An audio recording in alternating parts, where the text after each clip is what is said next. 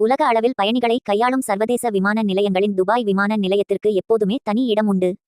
அந்த வகையில் தற்போது இயங்கி வரும் துபாய் விமான நிலையம் மிகவும் பிரசித்தி பெற்ற மற்றும் பாதுகாப்பானதாக இருந்து வருகிறது. இதனிடையே அடுத்து இப்போது இருக்கக்கூடிய விமான நிலையத்தை விட 5 மடங்கு பெரிதாக புதிய விமான நிலையம் துபாயில் அமைய உள்ளதாக செய்தி வந்துள்ளது. மேலும் இது அடுத்த தலைமுறை மக்களுக்கானதாக, மேலும் அவர்களுக்கு பயனுள்ளதாக இருக்கும் என்று கூறப்படுகிறது. 70 சதுர கிலோமீட்டர் சுற்றளவில் அமைய இருக்க கூடிய இந்த விமான நிலையம் என்பது சுமார் 128 பில்லியன் திர்கம் செலவு பிடிக்குமாம். அதாவது இந்திய தொகையில் 12,800 கோடி ரூபாய்கள் வரும். பிரமாண்டமானது என்றால் துபாய் என்று பொருள்படும். அதற்கு மேலும் ஒரு புதிய பிரமாண்டமான விமான நிலையத்தை படைக்க காத்து இருக்கிறது துபாய் என்ற நட்சத்திர நாடு. மேலும் இந்த விமான நிலையம் கிட்டத்தட்ட 400 விமான வாயில்கள் கொண்ட ஒன்றாக இருக்குமாம். அதே நேரத்தில் தற்போது இருக்கக்கூடிய துபாய் சர்வதேச விமான நிலையத்தை விட 5 மடங்கு பெரிதாக இருக்கும் என்று கூறப்படுகிறது.